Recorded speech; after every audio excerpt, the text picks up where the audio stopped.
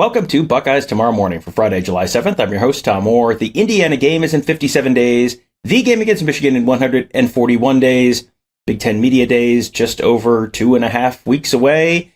So we are starting to get close to the unofficial start of the 2023 college football season. And that means this is a good time to take a look at some of the guys who might be a little more under the radar for the Buckeyes this fall, but who could end up having a significant impact on just what kind of season Ohio State has. So today we're going to be looking at the offense, and yes, the quarterbacks, whether it is Kyle McCord or Devin Brown, yes, they are going to have a big impact on this team. It is hard to argue that the starting quarterback or the starting quarterback battle at Ohio State has been under the radar over the course of this year. So we're going to talk about some of the other guys on offense, guys who might be not necessarily the first player you think of when you think of a position group, but guys who might end up making a significant impact this fall. So we're going to be doing that with our good buddy Kevin Noon of BuckeyeHuddle.com. Kevin, I guess let's start with the running back position. Let's start with a guy in Dallin Hayden who had a huge game late November, 27 carries, 146 yards, 3 touchdowns against Maryland. Finished his true freshman year with 553 yards, 5 touchdowns, 5 yards a carry. I mean, these are all huge numbers for a true freshman. But I think if you ask the average Ohio State fan, okay, start naming the running backs for this year, I think you're going to hear at least 2 names before you get to Dallin Hayden. And I think there's a decent chance Dallin Hayden has a pretty significant impact on what this team looks like this fall. Yeah, I think you go through the numbers, and obviously Mayan Williams and Trevion Henderson are going to get mentioned ahead of him, maybe even Chip Trainum. You kind of have Dallin Hayden and Evan Pryor maybe on the same rung of the ladder, but Dallin Hayden has played major college football more recently than Evan Pryor has, in terms of Pryor having the significant injury and losing a year and everything else. But look back at 2022 when people are like, well, how is the third running back or how is the fourth running back going to matter? Well, Ohio State certainly had the same type of depth last year and had to get down into Dallin Hayden, who was a true freshman at that point. So I think Hayden is somebody who is a nice change of pace back. He's certainly not in the same type of body build as a Mayan Williams, and really not Trevion Henderson either. But we saw in that Maryland game just a lot of tough running, a lot of good vision, patience out of Dallin Hayden, and I think that he is in a position to get some meaningful carries. And we know just the rigors and the physicality of the position, and you better be several backs deep. And I think that Dallin Hayden certainly fits the bill. At wide receiver, it feels like you've got the 3 starters who they feel pretty good about. Marvin Harrison Jr., everyone's feeling very good about him. Emeka Egbuka, Julian Fleming.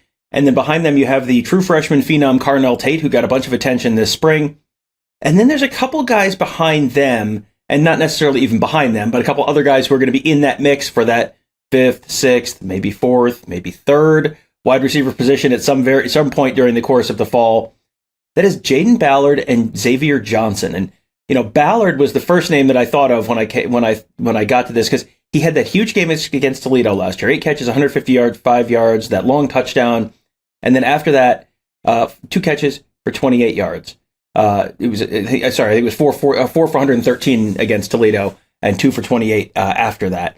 And Xavier Johnson is someone who just has kind of flown under the radar his whole career at Ohio State, where he came in as a walk-on, now on scholarship. Is he a running back? Is he a wide receiver? It's like, it depends on the play, depends on the package. But those 2 guys, both of them feel like they're not going to be, they're not going to be anywhere close to the top of the list of guys who, the average fan is just sort of naming if you're doing like a, name all the Ohio State wide receivers kind of quiz. But both of those guys feel like they could have some really big moments this fall. Yeah, it's going to be important to see who backs up the starting 3, if you will, in terms of at wide receiver. You can't just play 3 receivers in a game. You're sitting there, you're running complex patterns, you're full go. I mean, you're going to need a breast every so often. So certainly with Jaden Ballard, somebody who's been in the program, which feels like quite some time at this point, it's kind of now or never for him. And we're hearing all the right things from Brian Hartline, who not only is a wide receiver coach, but also now the offensive coordinator, play caller. Wink, wink. We'll see to what extent that really is come the start of the season. And then, you have Xavier Johnson in there. And then before you get to like the fantastic true freshmen, you still have Keon Grays and Kojo Antwi from, the class ahead of them. But it does feel like this is the year that Jaden Ballard should have that opportunity to break out. Is he going to be somebody who can be interchangeable with Julian Fleming? I mean, there's certainly some body type comparisons in terms of the height. I think that Julian Fleming is probably more yoked. Fleming is just a big kid out there. But I like Ballard just with his experience in the offense, his size, some things along those lines, I think all bode well. And I think that Ohio State needs to show a little bit more offensive diversity this year versus last year. You don't have, and not to get ahead of ourselves, you don't have the offensive line that you had last year. Either McCord or Devin Brown could come in and be fantastic for a first-year starter, but they're not going to be a two-time Heisman Trophy finalist, C.J. Stroud. So I think that some of the ways you make up maybe for some of those perceived deficiencies is having a little bit more of a diverse offense, and I think that bodes well for Ballard. Yeah, Ballard is someone who has been comped to Devin Smith forever because he went to the same high school as Devin Smith, wore the same number as Devin Smith. His high school highlights sure look a lot like Devin Smith. You saw him make that one long touchdown against Toledo last year. He, I think, is someone in there. Xavier Johnson, too. I was just pulling up their stats.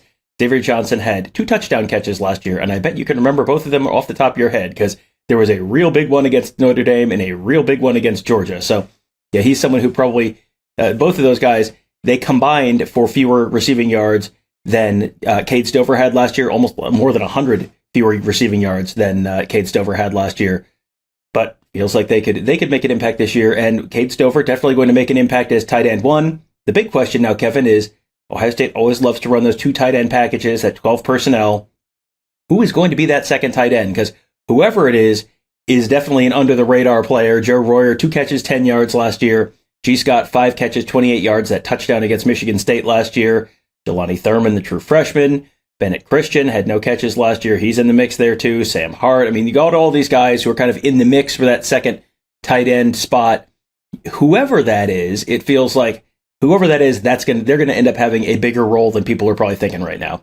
Exactly. And I think people look at the pictures of Jelani Thurman and just are like, well, we got to put this guy in the lineup. Look at him. He's a freak. And that's true. But I think that second tight end is going to have to be a little bit more advanced in their blocking skills. I think Cade Stover certainly is your pass catcher. I think that's going to be the role that Jelani Thurman, who, yes, I've seen him in person many times. He was at, I think, pretty much every Ohio State football camp this summer.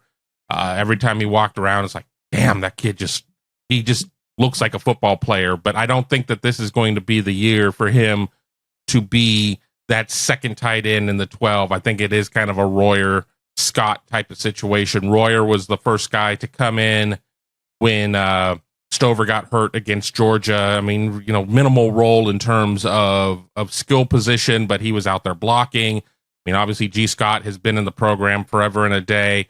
He certainly had an unfortunate lapse of judgment in the Michigan game where he ended up getting a personal foul penalty that cost Ohio State 15 yards, and it just was not a good moment, and we'll move on from that. But I think Royer will probably be the guy. Neither of those two are necessarily the Mitch Rossi that they're going to be replacing, who kind of filled that second tight end role last year as kind of a tight end fullback hybrid. Does Ohio State have some sort of plan there too? I don't know, but I will say this: if Joe Royer is not head and shoulders above the rest of the field, I think we could see a little bit of a rotating door there, just for them to figure out, especially in the early part of the season, not taking anything away from Indiana, but certainly taking things away from Western Kentucky and Youngstown State. I think we could see them try out a lot of personnel sets to see what's going to work for when they get really into the grind of the Big Ten season plus Notre Dame. Yeah, that's going to be an interesting one to watch. As far as the Mitch Rossi role this year goes, I think a lot of people had kind of penciled in Zach Herbstreit as someone who might be able to contribute, and then Kirk Herbstreit, his dad, who you may have heard something about, he posted on Twitter that Zach Herbstreit had a little bit, was hospitalized with a little bit of a cardiac situation. Sounds like he's okay, but his status for the year very much up in the air right now. So that if that was going to be the answer, they may be looking for a different answer.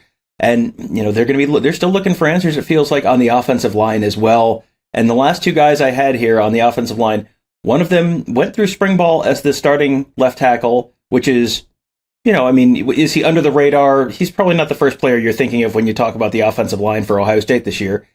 And that is Josh Fryer.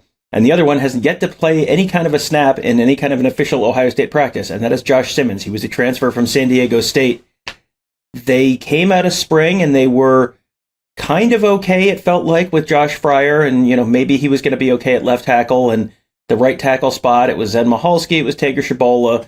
They were not totally settled there.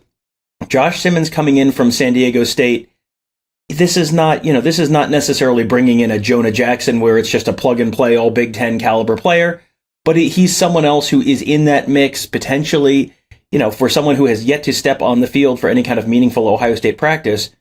He could theoretically be the starting right tackle in that Indiana game that's coming up in less than 2 months now. It feels like those two tackle spots, of all the positions we've talked about, these are probably the two that will have the biggest impact, I would say, on what this season actually looks like for Ohio State.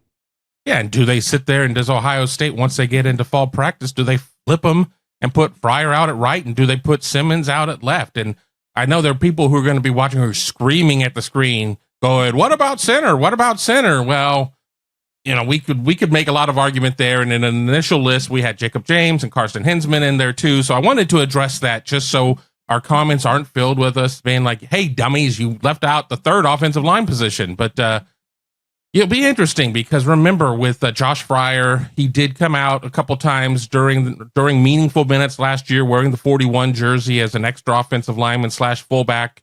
I think that pre-Josh Simmons, I think everybody felt more comfortable about where he was in locking down his position compared to the Michalski-Shabola battle for the other tackle position. And then you bring in Josh Simmons, and they're going to be the perpetual worrywarts who are like, "Well, PFF says this." Well, it's not necessarily like you can just sit there and take a bunch of numbers from there and drop them in there. What was the efficiency of San Diego State's offense to begin with, and a bunch of other things go in there. It's going to take a lot for Josh Simmons to get himself up to speed. I'm sure he's going through a lot of film study. He's certainly probably getting more than a once over with Coach Mick and with the nutritional staff just to get everything right once we get to August 1 or whenever fall camp starts to get ready and try and move into that position. But yeah, that is certainly the biggest question mark in my mind. I just did a national show in Atlanta earlier in the week, and they wanted to talk about everything but the offensive line. I'm like, whoa. We need to kind of talk about this. This is real. And if people in Columbus are talking about this, there's got to be something to it. So I think that when it's all said and done, I think people will be happy with the offensive line. Will it be as productive as last year's? I think that's a pretty big ask, but I think that both Josh Simmons and Josh Fryer, if that is how Ohio State ends up going, and we're wildcatting here a little bit, I think that they will have a lot more positive moments than negative moments. But of course, human nature is we will remember the one negative moment and forget all the positive ones, especially in an anonymous position like offensive line. Yeah, for sure. It's a little bit like being the long snapper, and everyone only remembers the bad one. You have a career full of good ones, and everyone remembers the trouble with the snap one or whatever it is. So yeah, it is the offensive line, a little bit of a thankless position, but if the Buckeyes can just get average to above average play there, they have pieces just about everywhere else where it feels like this could be a very, very good, very, very good offense. And with the defense looking like that might be a significantly improved defense this year, maybe you don't need the A++ offense this year. A good solid A to A+ offense is might be enough to get it done if the defense goes from a B to an A- or something like that. So we will be keeping an eye on all that stuff, and we're going to be talking about the defense on the next show. We'll go through 5 guys on the other side of the ball who are kind of in the same boat, where people who may not be talking about them as much, but guys who could end up making a big difference in what could be a very improved Ohio State defense. So you have that to look forward to early next week. But for now, hope you guys enjoy a wonderful summer weekend, and maybe take the time to enjoy that at BuckeyeHuddle.com. We have plenty of coverage of all the breaking recruiting news this month. Ohio State just landed another commitment yesterday from Miles Lockhart, the corner out of Arizona. You can find an instant reaction show to that on our YouTube channel at youtube.com/Buckeye Huddle. Plus, lots of instant reaction on our board, analysis from Mark Givler and Alex Gleitman on what this commitment means, all that good stuff, all at BuckeyeHuddle.com. So sign up today, get access to all of that, and get access to all that stuff for commitments that may be coming later on in the month in what is shaping up to be potentially one of the best, if not the best, recruiting classes in Ohio State history. So might be a good time to hop on board there at BuckeyeHuddle.com. That will do it for today. Thank you guys all for joining us. Have a great day and have a great weekend. We'll talk to you on Monday.